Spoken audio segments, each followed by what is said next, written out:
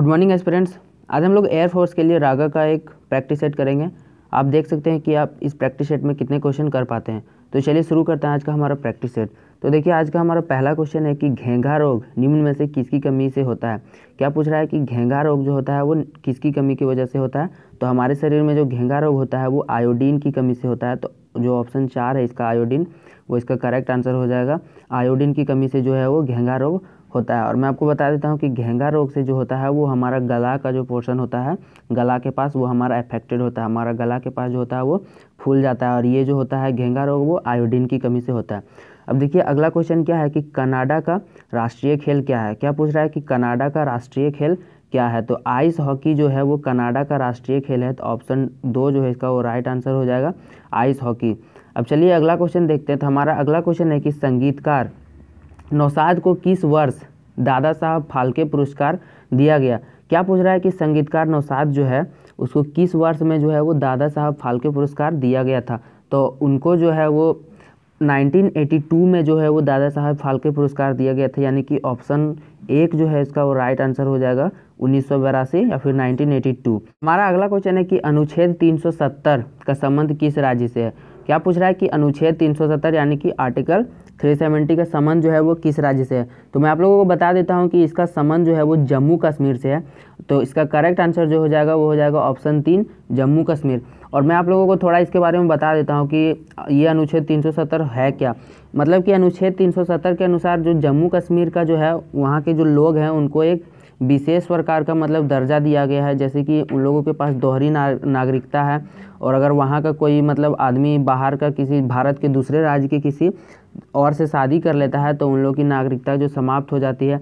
और भारत का किसी और राज्य का मतलब कि जो लोग हैं वो जम्मू कश्मीर में जाके ज़मीन नहीं खरीद सकते हैं। इस तरह की और भी बहुत सारी विशेष दर्जा जो है वो आर्टिकल 370 के अनुसार जो है वो जम्मू कश्मीर को प्राप्त है। तो अनुच्छेद 370 का जो है वो संबंध जम्मू कश्मीर से है। ऑप्शन 3 जो है इसका वो राइट आंसर हो जाएगा। अब चलिए अगला क्वेश्चन देखते हैं। हमारा अगला क्वेश्चन है कि सिक्किम की राजधानी है। क्या पूछ रहा है कि सिक्किम की राजधानी क्या है। बहुत ही सिंपल क्वेश्चन है। तो सिक्किम की राजधानी क्या है, गंगटोक। तो ऑप्शन 2 जो है इसका वो राइट आंसर हो जाएगा। गंगटोक जो है वो सिक्किम की राजधानी है। अब चलिए अगला क्वेश्चन देखते हैं कि अगला क्वेश्चन क्या बोल रहा है कि सत्यशोधक समाज की स्थापना किसने की थी। क्या पूछ रहा है कि सत्यशोधक समाज की स्थापना किसने की थी। तो सत्यशोधक समाज की स्थापना जो है वो ज्योतिबा फूले के द्वारा की गई थी। तो ऑप्शन 1 जो है उसका वो राइट आंसर हो जाएगा, ज्योतिबा फूले। अब चलिए अगला क्वेश्चन देखते हैं कि गुजरात के मुख्यमंत्री कौन है। क्या बोल रहा है कि गुजरात के मुख्यमंत्री जो है वो कौन है। तो अभी ये मतलब कि आप समझ सकते हैं कि ये करंट अफेयर का क्वेश्चन है। तो गुजरात के मुख्यमंत्री जो हैं वो विजय रूपानी है। तो ऑप्शन 3 जो है इसका वो राइट आंसर हो जाएगा, विजय रूपानी। मैं आप लोगों को बता देता हूं कि सभी मतलब राज्यों का आप कम से कम मुख्यमंत्री और सभी का राज्यपाल कम से कम आप याद रख लीजिएगा, क्योंकि इस तरह का क्वेश्चन जो है वो करंट अफेयर में पूछा जाता है। और गुजरात का जो है वो विजय रूपानी है। अब चलिए अगला क्वेश्चन देखते हैं। तो हमारा अगला क्वेश्चन क्या बोल रहा है कि पीलिया रोग से कौन सा अंग प्रभावित होता है। क्या बोल रहा है कि पीलिया रोग से जो है वो कौन सा अंग प्रभावित होता है। तो पीलिया रोग जब मतलब किसी को हो जाता है तो उससे जो है वो हमारा अकीर्त जो है वो प्रभावित होता है। तो ऑप्शन 1 जो है उसका राइट आंसर हो जाएगा, अकीर्त। अब चलिए अगला क्वेश्चन देखते हैं कि मिस वर्ल्ड का खिताब जीतने वाली प्रथम भारतीय महिला कौन थी। क्या पूछ रहा है कि मिस वर्ल्ड का खिताब जीतने वाली प्रथम भारतीय महिला कौन थी। तो मिस वर्ल्ड की खिताब जीतने वाली प्रथम भारतीय महिला जो थी वो थी रीता फारिया। तो ऑप्शन 4 जो है इसका वो राइट आंसर हो जाएगा, रीता फारिया। और रीता फारिया ने जो है वो 1966 में मिस वर्ल्ड का खिताब जीता था। तो इसका करेक्ट आंसर जो हो जाएगा वो हो जाएगा ऑप्शन 4, रीता फारिया।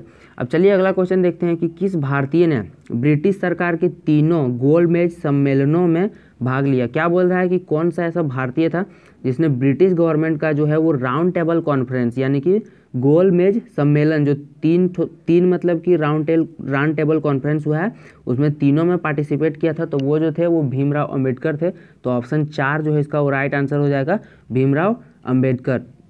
अब चलिए अगला क्वेश्चन देखते हैं। तो हमारा अगला क्वेश्चन है कि 1 जुलाई को डॉक्टर्स दिवस किसकी स्मृति में मनाया जाता है।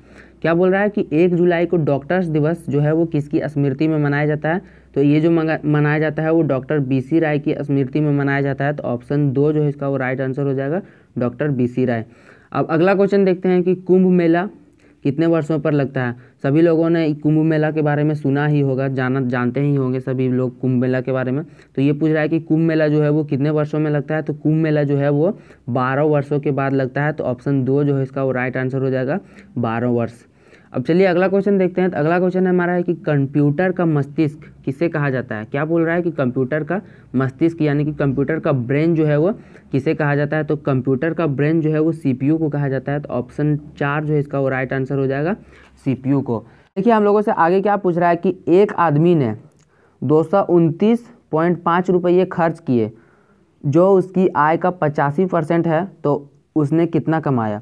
क्या बोल रहा है कि एक आदमी है, उसने जो है वो 229.5 रुपये जो है वो खर्च किया, ठीक है, जो कि मतलब कि ये 229.5 रुपया जो है वो उसकी आय यानी कि उसका जो टोटल वेतन हो रहा है उसका 85% है। तो हम लोगों से क्या पूछ रहा है कि उसका टोटल वेतन कितना है। तो बहुत ही सिंपल है, उसका टोटल वेतन कितना होगा, 100%। यानी कि हमको क्या करना है, 100% का वैल्यू निकालना है। हम लोग को 85% का वैल्यू दिया हुआ है, तो बहुत ही सिंपल है, एक एक नियम लगा के निकाल दीजिए। 85% का वैल्यू हम लोगों को दिया हुआ है 229 रुपया 50 पैसा। तो हम लोग को क्या करना है कि 100 का वैल्यू निकालना है। तो बहुत ही सिंपल क्वेश्चन है। तो 229.5 बटा 85 गुना 100 करेंगे तो यहाँ से हम लोग को सॉल्व हो जाएगा। कितना आया था, 229.5 बटा 85 गुना 100। इसको जब हम लोग सॉल्व करेंगे तो हम लोगों को जो है इसका आंसर मिल जाएगा। आप लोग इसको सॉल्व करके देख सकते हैं। इसे जब सॉल्व हम लोग करेंगे तो हम लोग का जो आंसर आ जाएगा वो 270 रुपया आ जाएगा।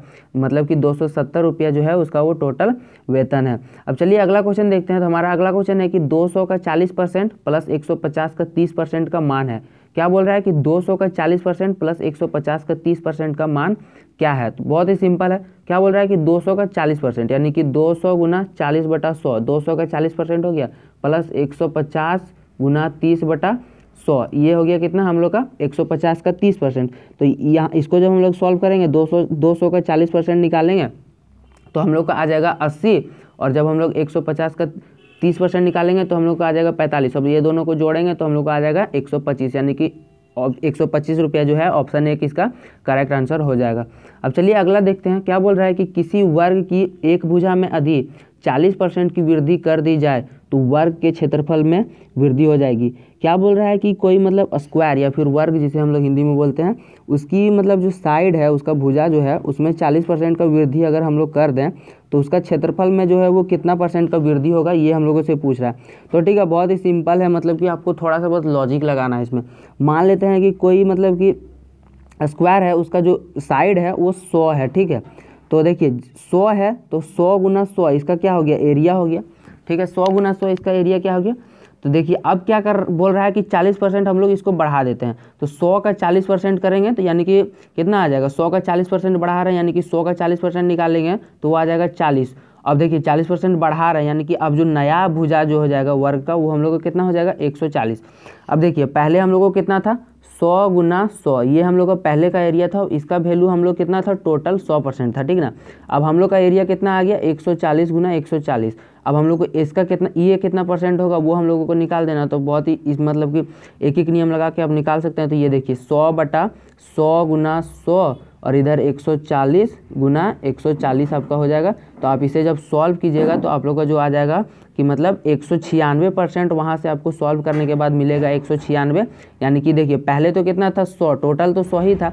अब ये पूछ रहा है कि कितना वृद्धि होगा, तो क्या आ गया 196 आ गया, यानी कि वृद्धि कितना का हुआ 96% का वृद्धि हुआ है। तो ऑप्शन 3 जो है इसका वो राइट आंसर हो जाएगा 96%। अब देखिए अगला क्वेश्चन क्या बोल रहा है कि a बटा b बराबर 2/3 है, तो 3a प्लस 4b बराबर 12 हो तो b का मान है। क्या बोल रहा है कि a बटा b बराबर 2/3 हो और 3a प्लस 4b बराबर 12 है तो b का मान क्या है वो हम लोगों से पूछ रहा है। तो बहुत ही सिंपल है, a बटा b बराबर कितना दिया हुआ है 2/3, यानी कि अब देखिए यहाँ पे इसको क्रॉस मल्टीप्लिकेशन कर दीजिए तो b उधर जाएगा 3a इधर आएगा, यानी कि 3a बराबर क्या हम लोग का आ रहा है 2b, 3a बराबर 2b आ जाएगा। अब दूसरा केस में हम लोगों को क्या दिया हुआ है 3a प्लस 4b बराबर 12 दिया हुआ है। तो देखिए यहाँ 3a की जगह पे हम लोग 2 भी रख सकते हैं, यानी कि देखिए यहाँ 2 भी रखेंगे तो 2b प्लस 4b यानी कि 6b हो जाएगा।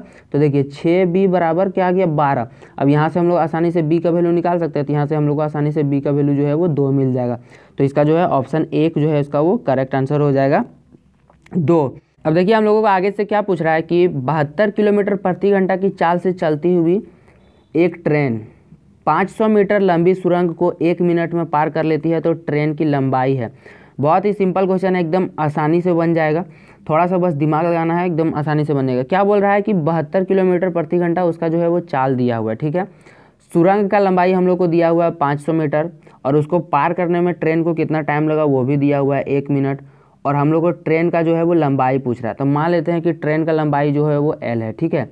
तो देखिए चाल बराबर हम लोग क्या जानते हैं, दूरी बटा समय होता है। दूरी बटा समय यानी कि इस केस में हम लोग दूरी क्या लेंगे कि ये जो सुरंग का लंबाई है और जो ट्रेन का लंबाई है दोनों को ऐड करके जो आएगा वो हम लोग दूरी लेंगे, ठीक है।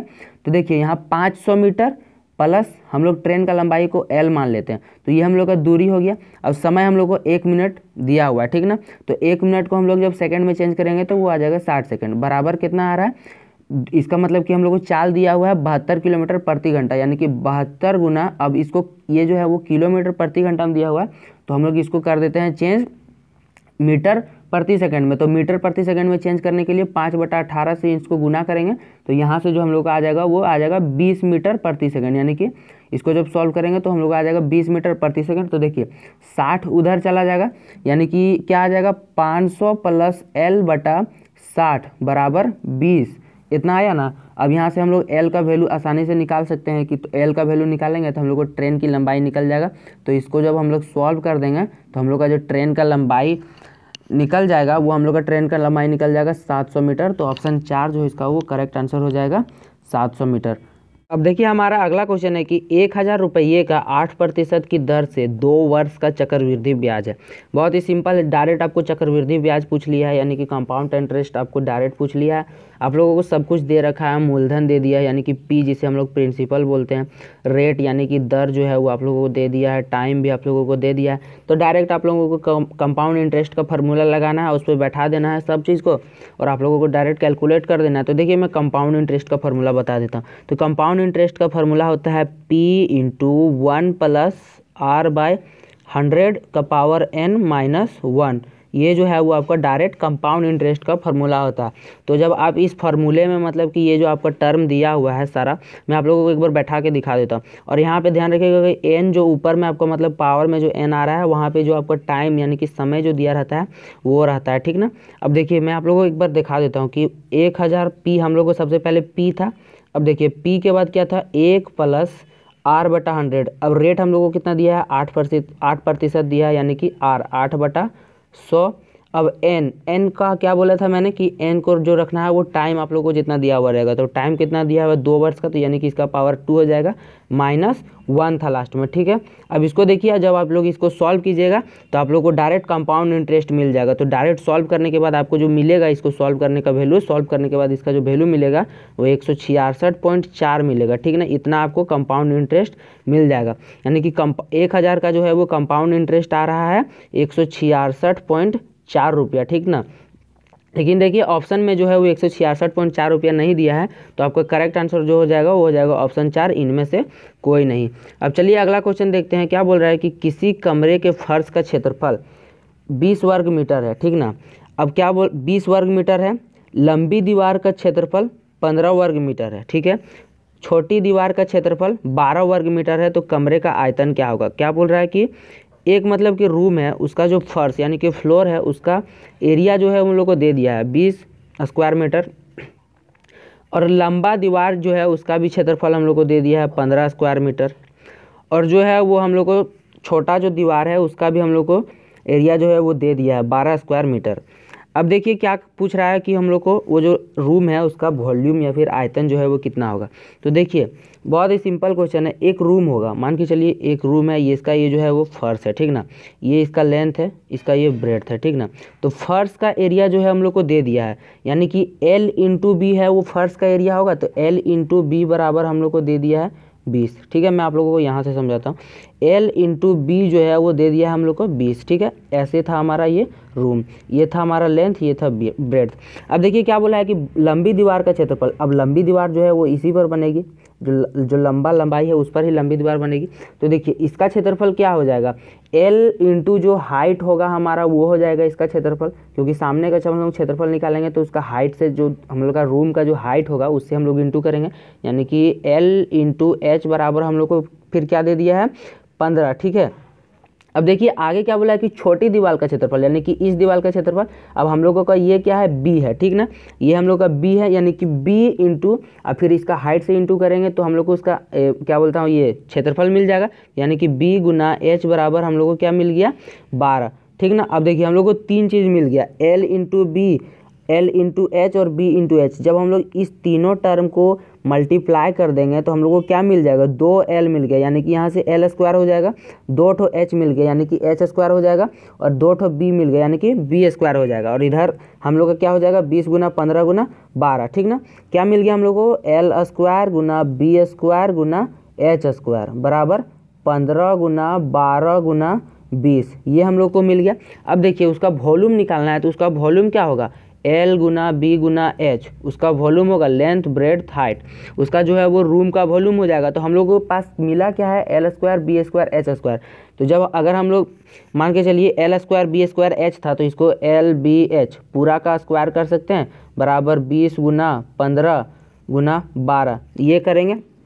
अब जब इसका स्क्वायर हम लोग उधर हटा के कर उस साइड ले जाएंगे तो हम लोग को क्या मिल जाएगा, एल बी एच का हम लोग को मिल जाएगा। और एल बी एच हमारा क्या था, हमारा एल बी एच जो था वो हम लोग का उसका वॉल्यूम था। अब देखिए एल बी एच हम लोग को उसका वॉल्यूम निकालना है, तो ये 2 को हम लोग क्या कर दिए, इसका जो पावर 2 है स्क्वायर, उसको हम लोग उस इक्वल के उस साइड ले जाएंगे तो वो रूट में चढ़ जाएगा। तो यानी कि एल बी एच बराबर इसको जब इंटू करेंगे तो 3600 आएगा, 3600 का रूट चढ़ेगा। तो 3600 का जब हम लोग रूट ओवर निकालेंगे तो ये जो हम लोग का आ जाएगा वो 60, यानी कि हम लोग को कितना आ गया, 60 घन मीटर, यानी कि 60 मीटर क्यूब जो हमारा वो उस कमरे का आयतन आ गया। ऑप्शन 3 जो है इसका वो राइट आंसर हो गया। ये हमारा अगला क्वेश्चन है कि एक बल्लेबाज अपने 17वीं पारी में 85 रन स्कोर बनाता है, ठीक है, वो 17वीं पारी में जो है वो अपना 85 रन बना रहा है, और इस प्रकार उसके औसत में 3 की वृद्धि हो जाती है। क्या बोल रहा है कि उसका औसत में जो है वो 3 का वृद्धि हो जा रहा है, यानी कि 3 जो है वो इंक्रीज हो रहा है उसका औसत रन में। यदि वह कभी नॉट आउट नहीं हुआ होता, यानी कि कभी भी वो मान के चलिए नॉट आउट नहीं हुआ होता, तो 17 पारियों के बाद जो है उसका वो औसत रन क्या होगा वो पूछ रहा है। तो देखिए बहुत ही सिंपल है, औसत का क्वेश्चन है, आसानी से बन जाएगा। मान लेते हैं ना कि 16 पारी के बाद उसका औसत जो था वो x था, ठीक ना, 16 पारी के बाद उसका औसत था वो x था। तो हम लोग यहाँ से 16 पारी के बाद उसका टोटल रन निकाल सकते हैं, तो 16 गुना x कर देंगे तो 16 पारी के बाद उसका टोटल रन निकल जाएगा। अब 17वां पारी में वो कितना बनाया था, 85 रन बनाया था, तो ये अगर इसमें हम 85 जोड़ देंगे तो हम लोग को क्या मिल जाएगा कि 17 पारी खेलने के बाद उसका टोटल रन यहाँ से हम लोग को मिल गया ये। अब देखिए बराबर में हम लोग कर सकते हैं कि 17वीं पारी का औसत रन, और 17वीं पारी में 17वीं पारी के बाद उसका टोटल रन क्या हुआ वो हम लोग यहाँ से निकाल सकते हैं कि 17 पारी खेला गुना 16 पारी तक उसका औसत कितना था, x था, और 17 पारी खेलने के बाद उसका औसत में कितना वृद्धि हो रहा है, 3 वृद्धि हो रहा है, यानी कि x प्लस 3 कर सकते हैं। तो यहाँ से ये हम लोग को 17 पारी जो है वो टोटल रन निकल गया 17 पारी के बाद, और इधर से भी हम लोग का 17 पारी के बाद जो है वो टोटल रन निकल गया। अब इसको हम लोग यहाँ से सॉल्व करके x का वैल्यू निकाल सकते हैं। तो इस इक्वेशन को जब आप लोग सॉल्व कीजिएगा तो यहाँ से आप लोग को x का जो है वो वैल्यू निकल जाएगा, x बराबर जो आप लोग को है वो 34 निकल जाएगा। लेकिन देखिए हम लोग क्या माने थे कि 16 पारी के बाद हम लोग उसका औसत रन x माने थे, ठीक ना, 16 पारी में उसका औसत रन x माने थे, यानी कि 16 पारी के बाद जो उसका औसत होगा वो 34 होगा। लेकिन यहाँ हम लोगों से क्या पूछ रहा है कि 17 पारी के बाद उसका औसत पूछ रहा है, तो 17 पारी के बाद उसका औसत क्या हो जाएगा, 34। और देखिए 17 पारी खेलने के बाद 17वां पारी खेलने के बाद उसका जो है वो औसत में 3 का वृद्धि हो रहा था, यानी कि 3 जो है वो बढ़ जाएगा, तो कितना आ जाएगा 37। तो जो है ऑप्शन 3 जो है इसका वो राइट आंसर हो जाएगा 37। देखिए हमारा अगला क्वेश्चन है कि 2 संख्याओं का योग 34 है, ठीक है, और उन संख्याओं के वर्गों का योग 580 है, उन 2 संख्याओं का गुणनफल क्या होगा। बहुत ही सिंपल है, 2 संख्या का जो है जोड़ हम लोग को दिया हुआ है कि 34 है, और वो दोनों का स्क्वायर का जोड़ भी हम लोग को दिया हुआ है कि 580 है। तो वो दोनों संख्या को गुना करने पर क्या मिलेगा वो हम लोगों से पूछ रहा है। तो देखिए आसानी से बन जाएगा कि मानते हैं 2 संख्या ए और बी है, ठीक ना, तो ये प्लस बी बराबर हम लोग को कितना मिल जाएगा, 34 मिल जाएगा, ठीक है। अब क्या बोला है कि ये स्क्वायर प्लस बी स्क्वायर भी हम लोग को दिया हुआ है, ये स्क्वायर प्लस बी स्क्वायर बराबर 580 हम लोग को दिया हुआ है। तो देखिए मैं आप यहाँ पे हम लोग ना लगाते हैं ये प्लस बी का होल स्क्वायर का कंसेप्ट। तो ठीक है, ये प्लस बी का होल स्क्वायर, -2ab अगर इसमें कर देते हैं तो हम लोग का यहाँ से क्या बच जाएगा, ये स्क्वायर प्लस बी स्क्वायर बच जाएगा, क्योंकि इसका जो इसको तोड़ने के बाद जो 2ab आएगा वो -2ab के साथ कैंसिल आउट हो जाएगा। ठीक है, अब देखिए ये स्क्वायर प्लस बी स्क्वायर बचा, तो ये स्क्वायर प्लस बी स्क्वायर हम लोग को कितना दिया हुआ था, 580 दिया हुआ था, ए स्क्वायर प्लस बी स्क्वायर के बराबर। अब देखिए और ये प्लस बी भी हम लोग को दे दिया है, ये प्लस बी हम लोग को कितना दे दिया था, 34। तो यहाँ पे 34 का स्क्वायर यानी कि क्या हो जाएगा हम लोग का कि 34 का स्क्वायर -2ab बराबर 580 हम लोग का हो जाएगा। ठीक है, तो देखिए -2ab बराबर हम लोग को कितना हो जाएगा, 580 माइनस 34 का स्क्वायर आप लोग जब कीजिएगा तो वो 1156 आ जाएगा। ठीक ना, ये हम लोगों को मिल जाएगा। तो देखिए यहाँ से हम लोग फिर इसको आसानी से सॉल्व कर सकते हैं, जब माइनस कर देंगे और 2 से डिवाइड मार देंगे तो हम लोग का जो है वो आंसर आ जाएगा। तो देखिए हम यहाँ पे करके दिखा देते हैं आप लोग, जब आप इसमें माइनस कीजिएगा तो आप लोग को जो मिल जाएगा वो 576 मिल जाएगा, और 576 आप लोग को जो है वो माइनस में मिलेगा, क्योंकि 1156 का जो है वो चिन्ह 1156 जो है वो बड़ा है। ठीक ना, तो देखिए क्या मिल जाएगा कि -2ab बराबर जो है वो हम लोग को 576 मिल जाएगा माइनस में। तो देखिए इस साइड का माइनस और इस साइड का माइनस कैंसिल हो जाएगा, अब ये भी 2 को इधर ले जाएंगे तो ये डिवाइड हो जाएगा, तो 576 में 2 को डिवाइड कीजिएगा तो आसानी से आप लोग को मिल जाएगा कि ये भी जो हम लोग को गुणनफल पूछा था वो कितना कितना आएगा। तो देखिए डिवाइड करने के बाद जो हम लोग का आ जाएगा वो आ जाएगा हम लोग का 288, यानी कि इसका जो है ऑप्शन 2 करेक्ट आंसर हो जाएगा, कि जो दोनों संख्या था उसका गुणनफल जो है वो 288 आ रहा है। अब चलिए अगला क्वेश्चन देखते हैं, क्या बोल रहा है कि यदि प्लस का अर्थ गुना है, ठीक है, माइनस का अर्थ प्लस, गुना का अर्थ भागा तथा भागा का अर्थ माइनस हो तो ये जो इक्वेशन दिया हुआ है इसका मान क्या होगा। ठीक ना, तो देखिए ये इक्वेशन दिया हुआ है, जैसे जैसे मतलब कि जो जो चिन्ह चेंज कर रहा है उसको आप पहले लिख दीजिए। ठीक ना, तो देखिए सबसे पहले क्या दिया हुआ है कि 8888। अब देखिए गुना आ गया। ठीक ना, तो गुना को क्या बोला था कि गुना को क्या लिखा जाता है, भागा। ठीक ना, तो यहाँ भागा हो गया 44। ठीक है, अब जोड़ को क्या लिखा जाता है, गुना, तो जोड़ को गुना लिख दिया, गुना 3। ठीक है, 3 था। अब भागा को क्या लिखा जाता है, माइनस, भागा को देखिए, भागा को क्या लिख रहा है, माइनस, यानी कि 3 माइनस 56, और माइनस को क्या लिख रहा है, माइनस को क्या लिखा जाता है, प्लस, 56 प्लस 450। अब देखिए इसको बॉडमास का रूल लगा के इसको आसानी से सॉल्व कर दीजिए तो आप लोग को एकदम आसानी से आंसर मिल जाएगा। तो इसको सॉल्व करने के बाद इसको जब आप लोग बॉडमास के रूल से सॉल्व कीजिएगा तो बॉडमास के रूल से सॉल्व करने के बाद इसका आंसर जो है आप लोग को 1000 मिल जाएगा। तो ऑप्शन 2 जो इसका वो राइट आंसर हो जाएगा 1000। देखिए अब हमारा अगला क्वेश्चन क्या है, एक रीजनिंग का क्वेश्चन है कि मतलब चिन्ह से पहले के दोनों चित्रों में वही संबंध विकल्प की सहायता से अन्य 2 में स्थापित करें। क्या बोल रहा है कि मतलब ये जो फिगर है ये हम लोगों को दिया हुआ है, ये फिगर सॉल्व फिगर है, इसके आगे मतलब कि ये फिगर दिया हुआ है, इसका रिलेशन यहाँ जो ये दोनों के बीच जो रिलेशन बन रहा है इस रिलेशन से हम लोग का यहाँ क्या आएगा वो पूछ रहा है। ठीक ना, तो चलिए देखते हैं कि ये दोनों के बीच में रिलेशन सबसे पहले क्या है। तो देखिए सबसे पहले बाहर में एक सर्कल है, उसके अंदर एक 6 भुजा का छोटा सा आकृति जो है वो रखा हुआ है। अब देखिए आगे वाला केस में क्या किया कि जो नीचे जो 6 भुजा वाला रखा गया था उसको बाहर कर दिया और ऊपर जो सर्कल है उसको अंदर कर दिया। तो यही केस हम लोग आगे वाला में करेंगे। तो देखिए इसमें जब हम लोग यही केस करेंगे तो ये जो 5 भुजा वाला अंदर जो रखा हुआ है इसको हम लोग बाहर कर देंगे, यानी कि देखिए 5 भुजा वाला जो था इसको बाहर कर देंगे और जो ट्रेंगल है हमारा उसको अंदर कर देंगे। तो ट्रेंगल को हम लोग जो है वो अंदर कर दिए, तो हम लोग को यहाँ से जो आंसर मिल गया वो क्या मिल गया, ऑप्शन 4 हम लोग को ये वाला जो है वो आंसर मिल गया। अब चलिए अगला क्वेश्चन देखते हैं। तो देखिए हमारा अगला क्वेश्चन क्या हुआ है, एक सीरीज में दिया हुआ है। ठीक ना, एक सीरीज में दिया हुआ है और इस मतलब कि वाट का जो यहाँ पे चिन्ह है यहाँ पे क्या आएगा ये हम लोगों से पूछ रहा है। तो देखिए ये तीनों के बीच सबसे पहले देखते हैं कि क्या रिलेशन बन रहा है। तो देखिए इसमें एक सर्कल है, इसमें भी एक सर्कल है, इसमें भी एक सर्कल है। ठीक है, अब देखिए क्या बोल रहा है कि इसमें जो है वो 2 चिन्ह था। ठीक है, इसमें 2 से जो है वो 3 हो गया, इसमें जो फिर है 3 से क्या हुआ कि ये जो है वो 4 हो गया है।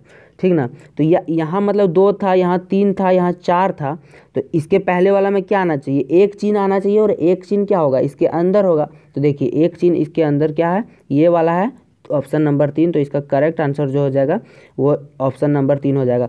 यहाँ पे जो है वो 4 चिन्ह होगा, यहाँ पे मिटा हुआ है, आप लोग ये गड़बड़ी मत कीजिएगा कि इसमें जो है वो 3 ही होगा, यहाँ पे 4 होगा, ये जो है वो मिटा हुआ आकृति इसका जो है वो थोड़ा सा मिट गया है। तो इसका करेक्ट आंसर क्या हो जाएगा, ऑप्शन 3 हो जाएगा। अब चलिए अगला क्वेश्चन देखते हैं। तो हमारा अगला क्वेश्चन क्या बोल रहा है कि प्रश्न चित्र के क्रम में अगला चित्र क्या होगा। तो देखिए प्रश्न चित्र ये हमारा दिया हुआ है, आगे क्या यहाँ पे क्या आएगा वो हम लोगों से पूछ रहा है। तो देखिए इसका सीरीज कैसे बढ़ रहा है, ये देखिए ये सबसे पहले ऐसे आकृति था, इसमें जो है वो एक छोटा सा लाइन बढ़ा, ठीक ना, एक लाइन बढ़ाया, उसके बाद किया फिर एक लाइन बढ़ाया, ठीक है, फिर ये लाइन बढ़ा, फिर एक लाइन बढ़ाया, इसके आगे फिर एक लाइन बढ़ाया। अब आगे हम लोगों को क्या करना है, तो देखिए इसमें हम लोग का मतलब कि दो केस बनता है कि मतलब ये जो है उसको हम लोग को बढ़ाना है, तो इसको जो हम लोग है ये सीधा भी बढ़ सकता है और ये जो है वो ऐसे भी बढ़ सकता है, कर्ण के टाइप का मतलब कि बढ़ सकता है। तो देखिए ऑप्शन भी हम लोगों को जो है वो 2 दे दिया है कि मतलब कि एक सीधा भी बढ़ा के दिखा दिया है, एक कर्ण भी बढ़ा के दिखा दिया। लेकिन यहाँ पे जो हमारा करेक्ट आंसर हो जाएगा वो हो जाएगा ऑप्शन 1, ये कर्ण से जो बढ़ा है। क्योंकि देखिए इसका सीरीज कैसे चल रहा था, शुरू में ही एक मतलब ये सीधा बढ़ाया है, ठीक ना, उसके बाद हम लोगों को क्या बढ़ रहा है, उसके बाद जो हम लोगों का बढ़ रहा है वो कर्ण पे बढ़ रहा है। तो कर्ण जैसा हम लोग आगे भी कर्ण जैसा ही बढ़ाएंगे ना, तो आगे जब कर्ण जैसा बढ़ाएंगे तो ये इधर घूम के आ जाएगा। तो इसका करेक्ट आंसर जो हो जाएगा वो क्या हो जाएगा, ऑप्शन 1। अब देखिए हम लोग का अगला क्वेश्चन क्या है कि क्या बोल रहा है कि असंगत चुने, यानी कि सबसे अलग जो है उसको हम लोगों को चुनना है। तो देखिए इसमें क्या है कि तीन बिंदु है, ठीक ना, इसमें क्या है कि 4 बिंदु है, इसमें 5 बिंदु है, इसमें 1 बिंदु है। तो ये जो हम लोग को दिया हुआ है इसमें मतलब कि सबसे अलग कौन है या फिर असंगत जो मतलब कि 3 से 1 कोई मैच नहीं कर रहा है उसको चुनना है। तो देखिए आप लोगों को यहाँ पे ध्यान देना है कि मतलब कि देखिए ये जो है वो 3 है, इसमें 5 है, इसमें 1 है, यानी कि ये सब जो है वो डॉट जो है वो विषम संख्या का डॉट है। लेकिन देखिए ऑप्शन 2 में जो है वो सम संख्या का डॉट दिया हुआ, तो यहीं पे यहाँ पे आपका जो है वो करेक्ट आंसर हो जाएगा ऑप्शन 2। ऑप्शन 2 जो है वो 3 के साथ मैच नहीं कर रहा है, क्योंकि ये जो है वो 3 लगभग सेम है, क्योंकि तीनों में जो डॉट दिया हुआ है वो विषम संख्या में डॉट दिया हुआ है, लेकिन 2 में जो है वो सम संख्या में डॉट दिया हुआ है। तो इसका करेक्ट आंसर क्या हो गया, ऑप्शन 2। अब देखिए अगला क्वेश्चन क्या बोल रहा है कि sec square theta minus sine square theta बटा टेन स्क्वायर थीटा का मान निम्नलिखित में से किसके बराबर है। तो बहुत ही सिंपल है, sec square theta minus sine square theta बटा टेन स्क्वायर थीटा, ठीक ना।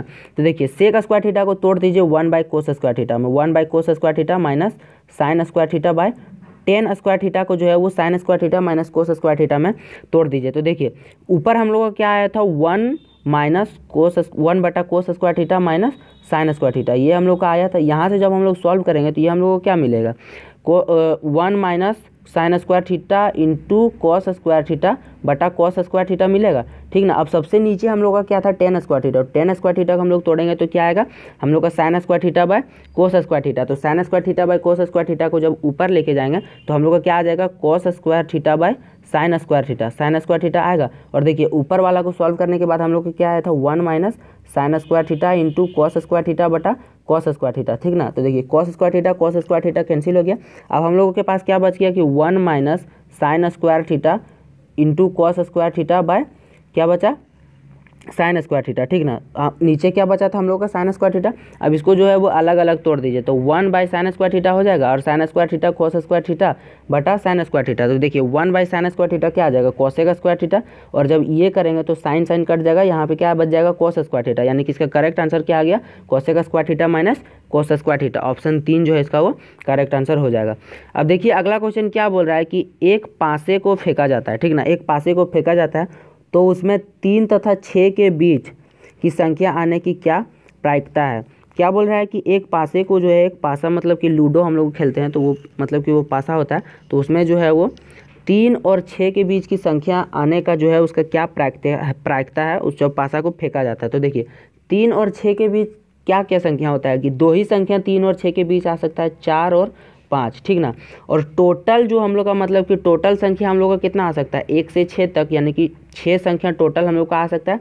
और हम लोग को मतलब कि 3 से 6 के बीच कितना संख्या आ रहा है 2 संख्या आ रहा है 4 और 5।